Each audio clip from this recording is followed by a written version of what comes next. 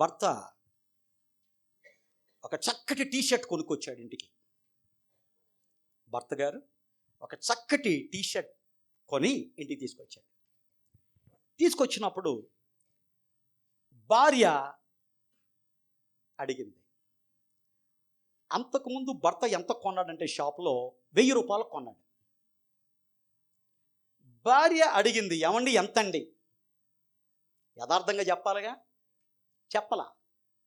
కొంతమంది భర్తలు ప్రతిదీ దాహేస్తూ ఉంటారు. ఈ భర్త అలాంటి బ్యాచ్. ఏం చెప్పాడంటే 200 రూపాయలు అన్నాడు. కొన్నది ఎంత? 1000. భార్యకి ఏం చెప్పాడు? 200. ఈ భార్య తక్కువదా? ఆమె ఏం చెప్పింది, ఇదిగో 200 రూపాయలు, ఇది తీసుకొని నువ్వు కొనుక్కో, ఇది మా తమ్ముడికి ఇస్తానందంట. అర్థమైంది కదండి? ఓకే. ఎందుకంటే కొంతమంది సీరియస్గా ఉన్నారు, అందుకని కొంచెం నవ్వించాలని నాకు తాపత్రయం. కారణం ఏంటంటే సంతోషంతో దేవుని యొక్క వాక్యాన్ని మనం వినాలి. సో కాబట్టి భర్తలారా,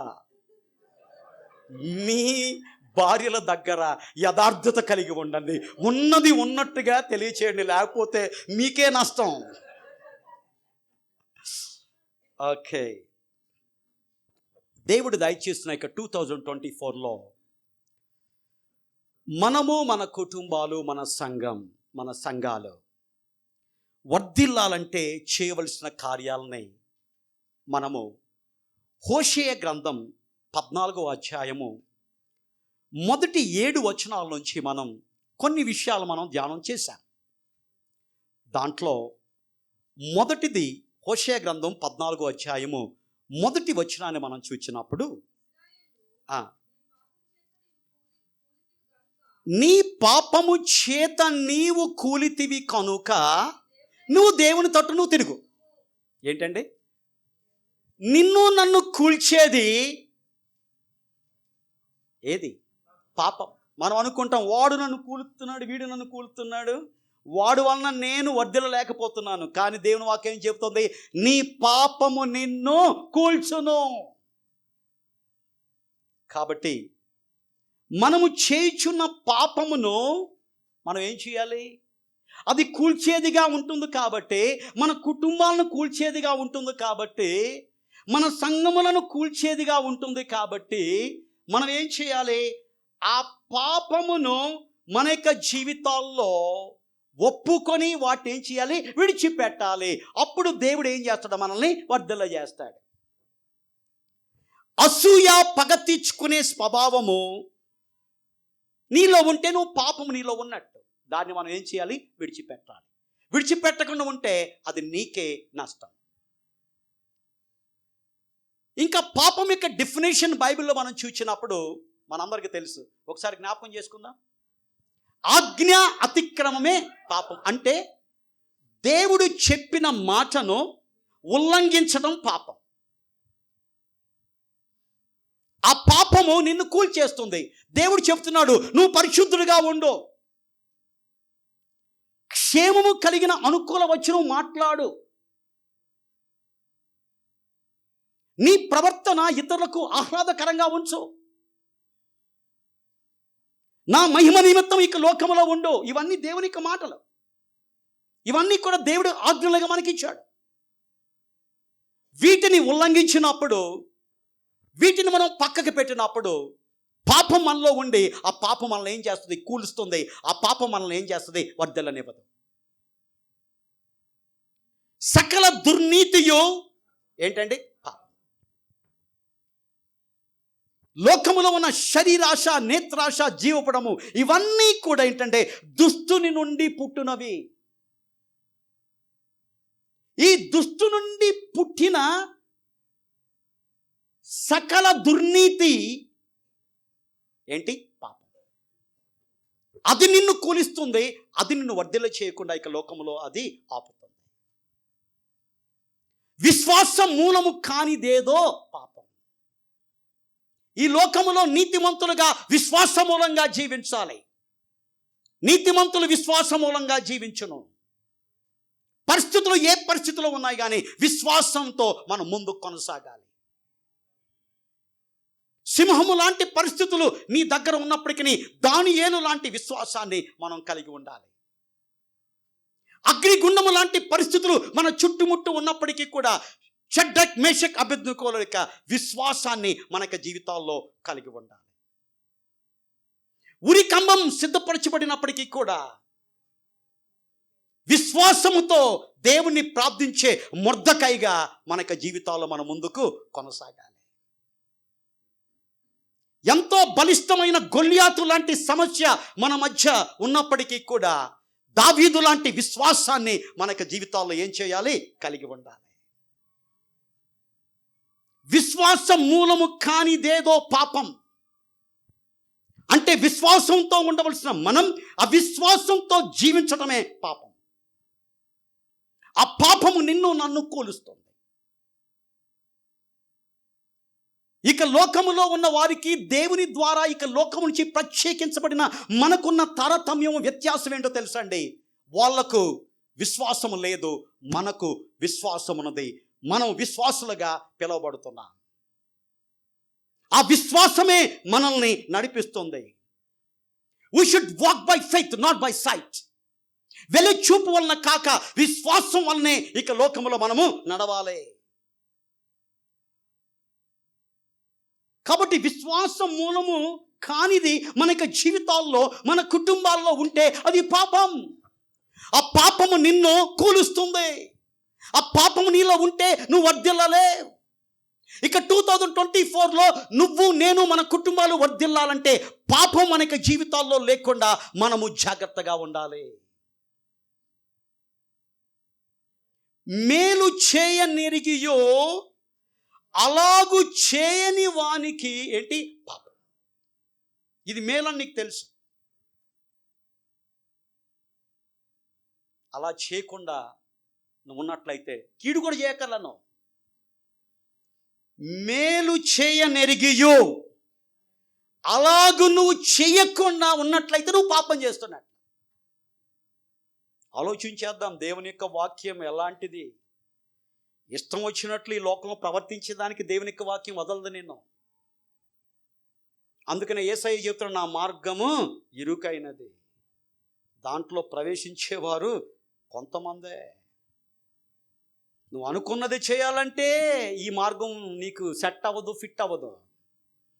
దేవుడు అనుకున్నది నీ జీవితంలో చేసేదానికి ఈ మార్గాన్ని దేవుడు ఏర్పాటు చేశాడు. ఈ వాక్యాన్ని దేవుడు మనకి ఇచ్చాడు. నీ జ్ఞానము కాదు, నీ మాటలు కాదు, దేవుని యొక్క జ్ఞానము, దేవుని యొక్క మాటలతో ఇక లోకములో మనం ఏం చేయాలి? జీవించాలి. అప్పుడు పాపము లోకములో ఉన్న మనల్ని పరిశుద్ధులుగా ఈ వాక్యం మనల్ని ఉంచుతుంది. అదే మనం కంఠస్థం చేయబోతున్న 176 వచనాలు కలిగిన 119వ కీర్తనలో 11వ వచనంలో ఏముందో తెలుసా అండి? 11వ వచనంలో యవనస్తులు దేని చేత తమ నడతను శుద్ధిపరచుకొందురు, నీ వాక్యమును బట్టి దాన్ని జాగ్రత్తగా చూచుకొనుట చేతనే కదా. అది ఒక్క యవనస్తులకు మాత్రమే కాదు, ఇక లోకంలో ఇక ప్రతి ఒక్కరిని కూడా పరిశుద్ధపరిచేది ఏంటంటే దేవుని యొక్క వాక్యం. ఎందుకంటే దేవుని యొక్క వాక్యము పరిశుద్ధమైనది, దేవుని యొక్క వాక్యము పవిత్రమైనది. ఈ అపవిత్రత కలిగిన జీవితాలకు పవిత్రత చేకూర్చేదంటే పరిశుద్ధమైన దేవుని యొక్క వాక్యము, పరిశుద్ధమైన దేవుని యొక్క మాటలు. ఇక లోకములోని యొక్క మాటలు నిన్ను నన్ను అపవిత్రకు గురి చేస్తున్న ఇక పరిస్థితుల్లో దేవుని యొక్క వాక్యాన్ని చదివి, దేవుని యొక్క వాక్యాన్ని ధ్యానించి, దేవుని యొక్క వాక్యం యొక్క మర్మాలను మన జీవితాలు తెలుసుకున్నప్పుడు పరిశుద్ధముగా ఇక లోకంలో జీవించేదానికి అది మనకు దారి తీస్తుంది. కాబట్టి నెంబర్ 1, ఇక 2024లో మన జీవితాల్లో, మన కుటుంబాల్లో, మన సంఘాలలో మనం వర్ధిల్లాలంటే, a happy prosperous new year అనేక విష్ మన జీవితాల్లో ఫుల్ఫిల్ అవ్వాలంటే మనము చేయుచున్న పాపాన్ని వదిలిపెట్టి విడిచిపెట్టి మనం ఏం చేయాలి? దేవుని క్షమాపణతో, దేవునితో సమాధానపడి ముందుకు మనం కొనసాగాలి. దేవుడు ఎంత ప్రేమ కలిగిన వాడో తెలుసండి. తన వద్దకు వచ్చేవాడిని ఎంత మాత్రం ఆయన ప్రేమామయుడండి, ఆయన కృపామయుడండి, ఆయన మంచివాడండి. నేను చూస్తే ఆయనకు ప్రేమ పుట్టుతున్నది. మనం చేసే పాపకార్యాలు, మనం చేసే హేక్రియలు చూస్తే మన పట్ల ఆయనకు అసహ్యం పుట్టాలి. ఈ లోకంలో మనం గమనించినప్పుడు ఎవరైనా మనకు ఇష్టం లేని కార్యాలు చేస్తున్నట్టయితే వాళ్ళని ఏం చేస్తాం? మనం అసహించుకుంటాం, పక్కన పెట్టేస్తాం. అలా పక్కన పెట్టేవాడు కాదు దేవుడు. మనుషులు పక్కన పెట్టచ్చు, దేవుడు పక్కన పెట్టడు. ఆయన తన చేతులు చాపి ఆయన పిలుస్తున్నాడు. ఇక 2024లో 27 దినాలు గతించిపోయింది. 28వ దినంలో ఉన్నాను. 28వ దినంలో దేవుడు ప్రత్యేకంగా మనతో మాట్లాడుతున్నాడు. మన జీవితాలను మనం సరి చేసుకుందాం. రెండవదిగా లాస్ట్ వీక్ మనం చూస్తుంది హోషేయ గ్రంథం 14వ అధ్యాయం 2వ వచనంలో, మాటను ఏం చేయాలి? నువ్వు ఎలాగ దేవుని దగ్గరకు తిరగాలంటే నీ పాపాన్ని ఒప్పుకొని విడిచిపెట్టి దేవుని వైపు తిరగాలి. అది నెంబర్ 1. నెంబర్ 2, మనం ఏం చేయాలి? మాటను సిద్ధపరచుకోవాలి. యాకోబు రాసిన పత్రికలో ఇక మాట గురించి, నాలుగు గురించి అద్భుతంగా ఆయన రాశాడు. ఏంటో తెలుసా? నాలుక చిన్న అవయవమే, అది బహుగా అదిరిపడును. నాలుక అగ్నియే, అది కుటుంబాలని కాలుస్తుంది, కుటుంబాలని పడగొడుతుంది, సంఘాలని విడదీస్తుంది. అందుకని మనం ఏం చేయాలి? మన మాటలు మనం ఏం చేయాలి? సిద్ధపరచుకోవాలి. ఏదో నోరుందని మాట్లాడటం కాదు. నువ్వు మాట్లాడిన వ్యక్తి ఆ మాట వినకపోవచ్చు, కానీ దేవుడు వింటున్నాడు. ప్రతి వ్యర్థమైన దాన్ని బట్టి దేవుడు లెక్క నిన్ను అడుగుతాడు అని తెలిసినా కానీ దేవుని మాట నువ్వేం చేస్తున్నావు? పక్కన పెడతావు. ఇంకో విచారం ఏంటంటే, ఎన్నిసార్లు దేవుని యొక్క వాక్యం సూటిగా మనం హెచ్చరించినా కానీ ఇది నాకు కాదు. దేవుని యొక్క వాక్యం ముందు మనం ఏంటంటే చెవిటి వాళ్ళు అయిపోతున్నాం. అందుకని యేసయ్య చెప్తున్నాడు, చెవుడు కలవాడు ఏంటి? చెవి కలవాడు వినును కాక.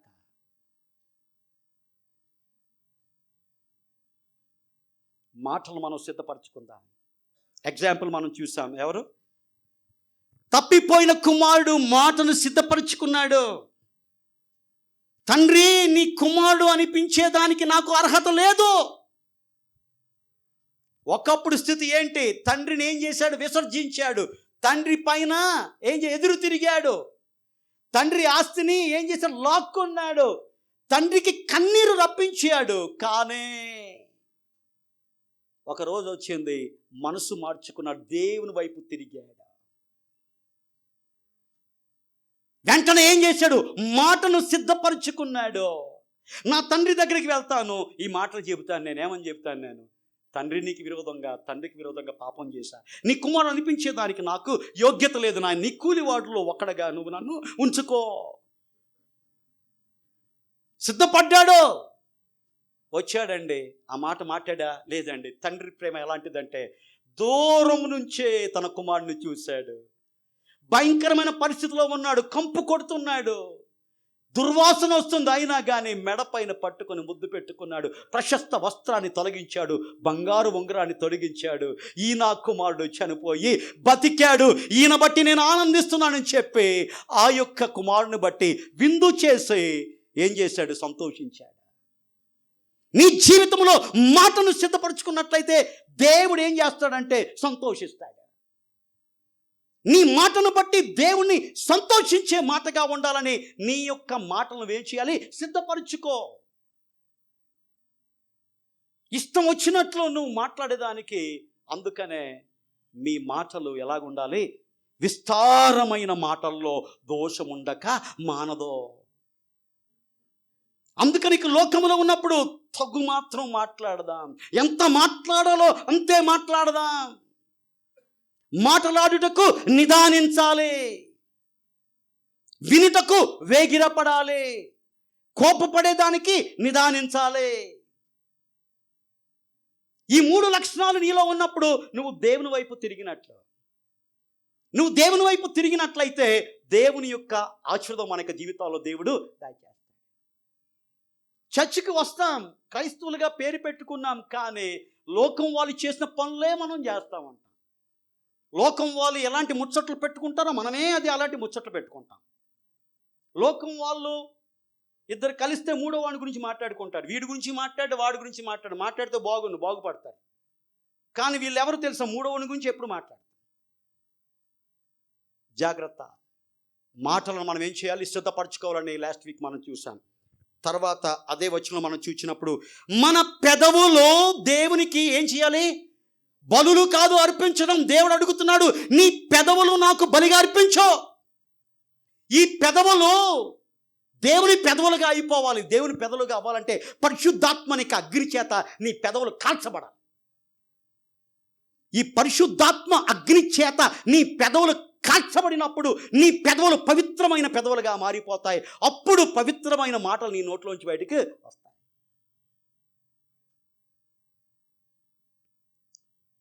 మూడవది మనం చూద్దాం ఈరోజు.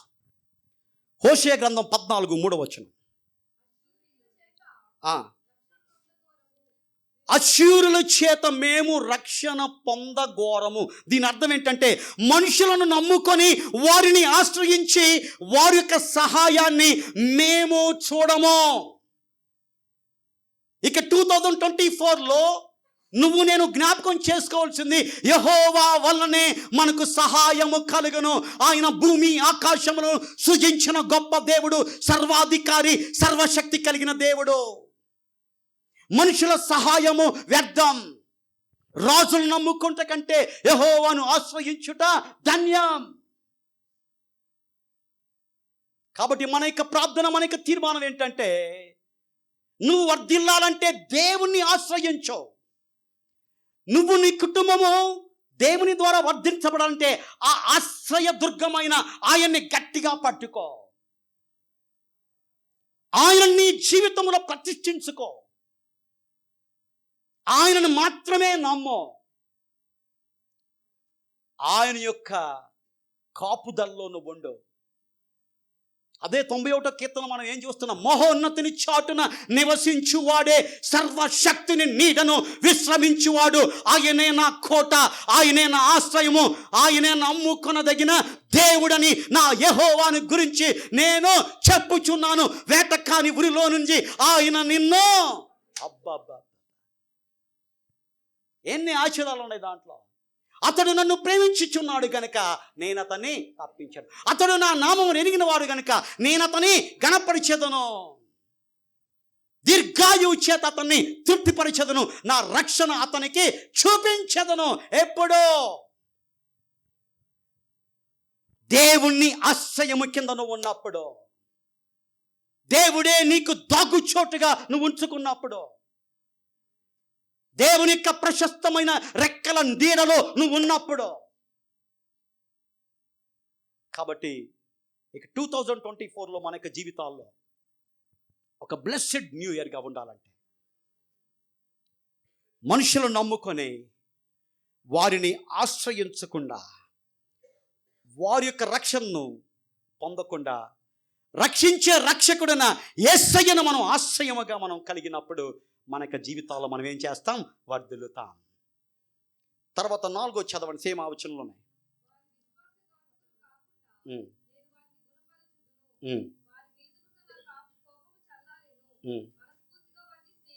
(14:3) అది అది అది అది పాయింట్. యాక్చువల్ నువ్వు అది ఎగ్గొట్టేసావు. ఏంటి చెప్పడం? అందరం చెబుదాం. అక్కడ ఏముంది? మేము గుర్రములను ఎక్కము. ఏంటంటే అది కథ. ఏంటి? మేము గుర్రములను ఎక్కము. ఏంటి గుర్రం? ఏం గుర్రం ఎక్కుతున్నాను? గుర్రం ఎక్కితే నువ్వు వర్ధిల్లో. కొంతమంది గుర్రాలు ఎక్కారు. ఎవరు చెప్పండి? ఫరో సైన్యము గుర్రాలు ఎక్కి వస్తున్నారు. అలా ఏం జరిగింది? ఏమైంది? ఎర్ర సముద్రంలో వాళ్ళు ఏం చేశారు? నాశనం అయ్యారు. నువ్వు గుర్రం ఎక్కితే నీ జీవితంలో కూడా ఏంటంటే శాపమే. అసలు ఏంటి ఇక గుర్రం అని మనం చూసినప్పుడు, గుర్రానికి ఉన్న లక్షణాలు చాలా ఉన్నాయి. 3 చెబుతా. గుర్రానికి ఉన్న మొదటి లక్షణం ఏంటంటే కయ్యానికి కాలు దువ్వే లక్షణం. దేవుడు సమాధానానికి అధిపతి. అందుకనే ఆయన పామ్ సండే రోజు గుర్రం ఎక్కి రాలా. ఆయన దేని ఎక్కొచ్చాడు? గాడిద ఎక్కొచ్చాడు. దాని గురించి ఎన్నో ప్రసంగాలు వినేశాం. కానీ ఈ రోజుల్లో దేవుణ్ణి నమ్ముకున్న వాళ్ళు గుర్రాలు ఎక్కుతున్నారంట. అందుకని చెప్తున్నాను, నువ్వు గుర్రం ఎక్కినంత వరకు కూడా నువ్వు వర్ధిల్లావు. అంటే గుర్రంలోనికి మొదటి లక్షణం ఏంటంటే కాలు దువ్వే. కయ్యానికి కాలు, ఎవరు దొరుకుతాడో ఆడిపైన పడిపోతామే, ఇంకేం లేదు. కయ్యానికి కాలు దువ్వటం. సీరియల్లో చూస్తూ ఉంటాం మనం కదా, మీరు మంచోళ్ళండి. మీరు ఆ సీరియల్స్లో ఓకే ఏంటి ఇలాంటి ఎగ్జాంపుల్స్ కనపడతా ఉంటాయి. నాకు ఎప్పుడో ఒకటి జస్ట్ క్లిప్ ఎప్పుడో చూసా, దాని పేరేంటంటే విధి. అది ఎంతమంది జ్ఞాపకం ఉందో ఎప్పుడుదో. అది మా ఇంట్లో ఒక ఏదో టీవీ ఒకటి ఉండేది. ఆ టీవీలో ఏంటంటే విధి వచ్చేది. ఏంటి వస్తుందని ఒకసారి చూసా ఏంటి కథ అని. దాంట్లో ఏంటంటే అన్ని క్రికెట్ ఐడియాసే. కయ్యానికి కాలు దువ్వే లక్షణమే. ఇంకా దాన్ని చూస్తే ఏమవుతుంది, ఇంకా నువ్వు కూడా కయ్యానికి కాలు దువ్వుతావు. కారణం ఏంటి, అది చూస్తున్నావు కదా. అదే దేవుని యొక్క వాక్యాన్ని చదివితే, దేవుని యొక్క వాక్యాన్ని వింటే, దేవుని యొక్క సహవాసాలకు వస్తే కాలు దువ్వే స్వభావం పోయి శాంత గుణం నీకు వస్తుంది. యేసయ్య కాలు దువ్వే స్వభావం చూపించాడా? రండ్రా చూపిస్తానరా, నా తండ్రి ఎవరో తెలుసా, యెహోవా దేవుడు. భ్రష్టులారా అగ్నితో కాల్చేస్తానరా మిమ్మల్ని అందరూ అన్నాడా? అన్నాడా? నేనైతే అందును. అని ఏమన్నాడు? కయ్యానికి కాలు తోలేదే. ఇంకా అందరూ అనుకుంటున్నారు, నాయనా చూసే నువ్వు కాముగుండు, మేము చూసుకుంటాం వీళ్ళని.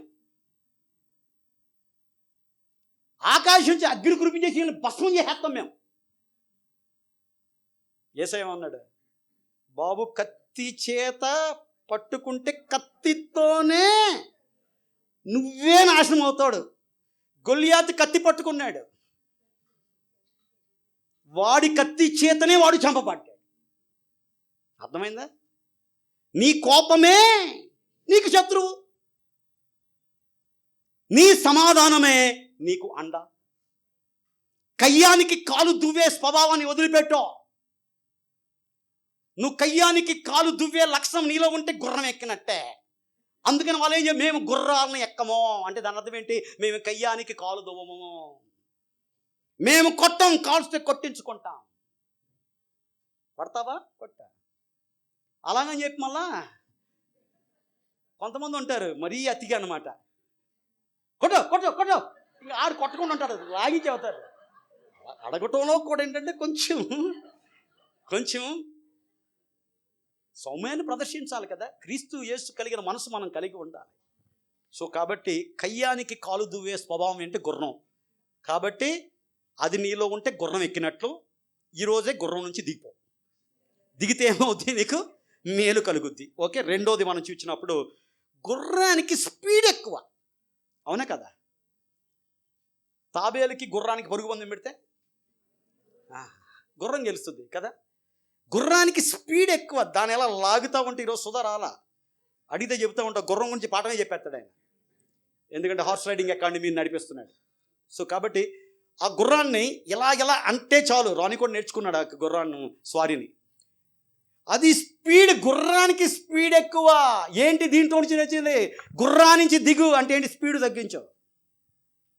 అదే అపోస్తలుడైన పౌలు అంటున్నాడు, అన్నిట్లో నువ్వేం చేయాలి? మితంగా ఉండు. ఇంతవరకు స్పీడ్ ఎక్కువైంది, 2024లో కొంచెం స్పీడ్ తగ్గించావు. ఏంటి ఆ యొక్క స్పీడు? ఏంటి ఆ స్పీడు? ఇది వరకు 6 సహవాసాలకు వచ్చేవాడిని, స్పీడ్ తగ్గిస్తా, 2024లో 3 సహవాసాలకు వస్తా. అస్సే చెప్పాడుగా. నీ బుద్ధి అలాంటిది. ఇక్కడ ఇది లేదు, ఏదో ఉంది.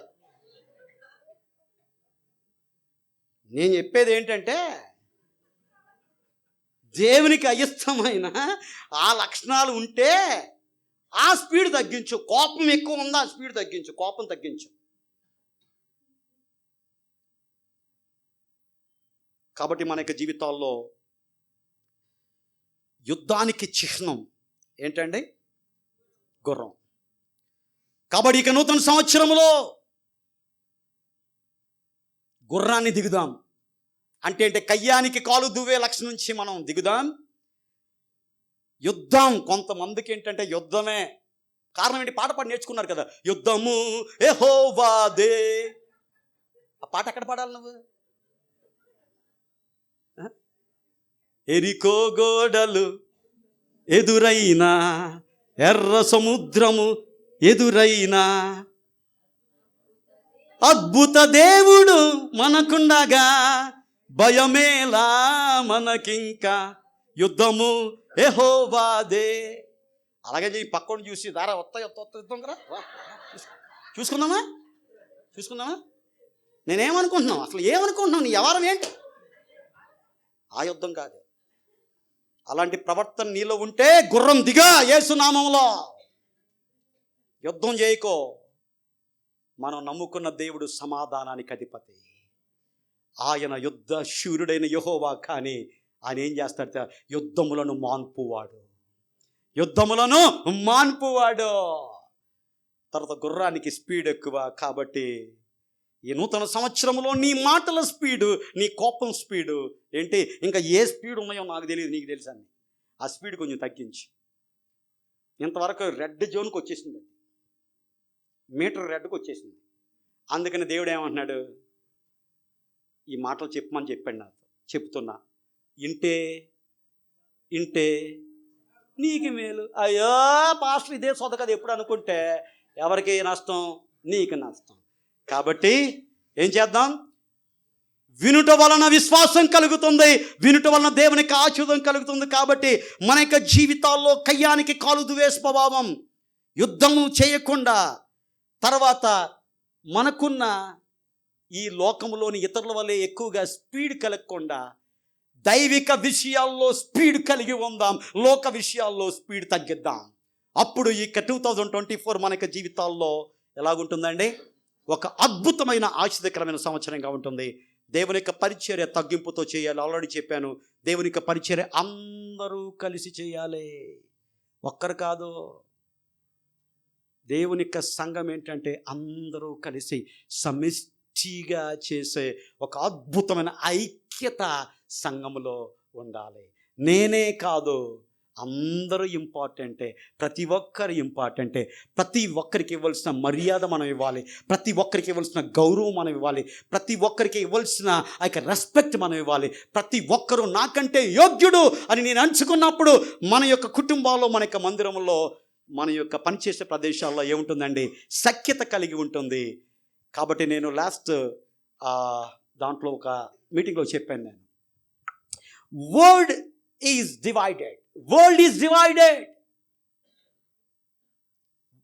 ఇక ప్రపంచంలో ఎక్కడ చూసినా కానీ డివిజన్స్ ఉన్నాయి.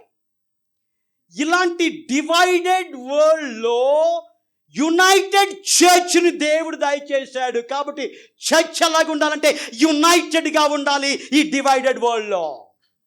నువ్వు నమ్మినట్లయితే గట్టిగా చెప్పలు కొట్టు.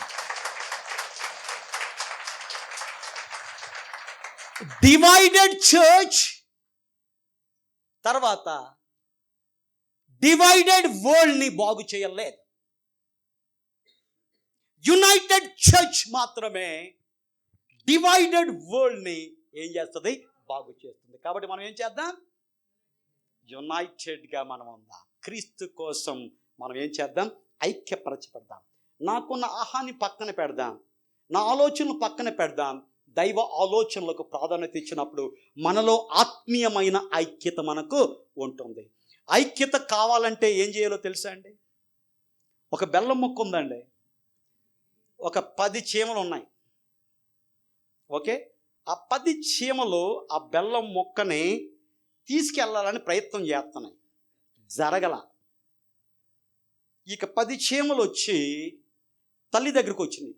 అమ్మా నువ్వు చెప్పావు కదా బెల్లం ముక్కను తీసురమ్మని, నీ బిడ్డలుగా మేము అందరం వెళ్ళిపోయాం, సమిష్టిగా వెళ్ళిపోయాం, 10 మంది వెళ్ళిపోయాం, కానీ బెల్లం ముక్క మాత్రం కదట్లేదమ్మా. సరే నేను వస్తాను రా అని చెప్పి తల్లి చీమ వచ్చింది. అప్పుడు సరే ఇప్పుడు లాగండి అంది. ఈ 10 చీమలు బెల్లం ముక్కకి 10 వైపులుండే 10 వైపులు లాగుతున్నాయి. ఆవిడ బెల్లం ముక్క కదులుద్దా? అర్థమైపోయింది మీకు, చాలా స్మార్ట్ పీపుల్ మీరు. అప్పుడు తల్లి చెప్పింది, ఎలా కదులుద్ది ఇది? 10 మంది 10 దిక్కులకి మీరేం చేస్తున్నారు? లాగుతున్నారా? అక్కడే ఉంటుంది మీ ప్రయాస, అంతే. అదే వాళ్ళతో పనిచేయండి. ఈ 10 మంది కలిసి ఒకే దిక్కు వైపు మీరు లాగండి. తల్లి మాట ఏంది, బాగుపడ్డాయి. పాస్టర్ మాట ఏనండి, బాగుపడతారు. పాస్టర్ మాట ఏ మాట అంటే దేవునికి మాట. ఓకే, ఆమేన్, ఆమేన్. ఇక 2024లో దేవుని యొక్క మాటను వినేవారిగా దేవుడు మన యొక్క సంఘాన్ని ఉంచునుగాక. ఆమేన్. సంఘములో సమిష్టిగా కొనసాగాలంటే ఒక్కొక్క దిక్కు లాగితే అవ్వదు. మనమందరము కూడా ఏంటి, విశ్వాసమునకు కర్తయు దాన్ని కొనసాగించుడన యేసు వైపు చూచుచు. నీకున్న గురి ఏంటంటే యేసు మహింపరచబడాలి. నేను కాదు మహింపరచబడటం, పాస్టర్ కాదు మహింపరచబడటం. ఎవరు మహింపరచాలి? నెక్స్ట్ వీక్ ఇంకా super message, anniversary special. Church అంటే ఏంటి, చర్చిలో ఉండవలసిన అద్భుతమైన లక్షణాలను పరిశుద్ధాత్మ దేవుడు మనతో మాట్లాడబోతున్నాడు. కాబట్టి ఈ లక్షణాలతో 7th ఇయర్లో మనం ఏం చేద్దాం, ముందుకు కొనసాగుదాం. సో కాబట్టి నేను ఇంతటితో ముగిస్తాను. నేను ఇంకొక వచనం మాత్రం చదువుతాను. ఇంకా చదవడము, గుర్రం ఎక్కము. తర్వాత ఏముంది చదువు, మీరే మాకు దేవుడని ఇక మీదట మా చేతి పనితో మేము చెప్పం. ఇంతవరకు చెప్పాం, అవునా కదా? దేవుడిచ్చిన యొక్క చేతి పనిని, ఆ చేతి పని నువ్వే నాకు దేవుడు, అందుకని దేవుని కూడా పక్కన పెట్టేశాం మనం. అందుకని వర్ధిల్లలేకపోయాం. దేవుడు చెప్తున్నాడు ఇక 2024లో మీరే మాకు దేవుడని మనం ఇక మీదట మన చేతి పనితో చెప్పకుండా మనం ఏం చేద్దాం, జాగ్రత్త పడదాం. అప్పుడు ఎలాగుంటుందంటే, చెట్టుకు మంచు ఉండునట్లు, తామర పుష్పం పెరుగునట్లు అతడు అభివృద్ధి చెందును. లెబనోను పర్వతము తన వేలు తన్నును, అతని కొమ్మలు విశాలముగా పెరుగును. ఒలీవ చెట్టుకు కలిగినంత సౌందర్యము అతనికి కలుగును, లెబనోనుకున్నంత సువాసన అతనికి ఉండును, అతని నీడ యందు అనేక మంది నివసింతురు. ఇవన్నీ కూడా దేవుని యొక్క ఆశీర్వాదాలు. ఇక 2024లో ఇవన్నీ నువ్వు పొందుకోవాలంటే మనం ఏం చేయాలి? మనం చేయుచున్న పాపాన్ని దాచిపెట్టకుండా మనం ఏం చేయాలి? ఒప్పుకొని విడిచిపెట్టాలి. రెండోది, మాటను సిద్ధపరచుకొని దేవుని వైపు తిరగాలి. మూడోది, మనుషులను నమ్ముకోకుండా, వారిని ఆశ్రయించకుండా దేవుణ్ణి ఆశ్రయించే వారిగా మనం ఉండాలి. నాలుగోది, గుర్రాలను ఎక్కకూడదు. గుర్రం 3 రకాలకి సాదృశ్యం. కయ్యానికి కాలు దువ్వే లక్షణం మనలో ఉండకూడదు. యుద్ధం చేసే స్వభావం మనలో ఉండకూడదు. తర్వాత ఈ లోక విషయాల్లో స్పీడ్ తగ్గించు, దైవ విషయాల్లో ఏం చేద్దాం, స్పీడ్ కలిగి ఉందాం. తర్వాత మన చేతి పనితో నా దేవుని కంటే నువ్వు ఎక్కువ కాదు అని చెప్పి ఇక 2024లో దేవుని ద్వారా దీవెనలు మనం పొందుకుందాం, దేవుని ద్వారా వర్ధిల్లుదాం. అలాంటి కృప దేవుడు మనకి ఇచ్చి నడిపించును గాక. ఆమేన్.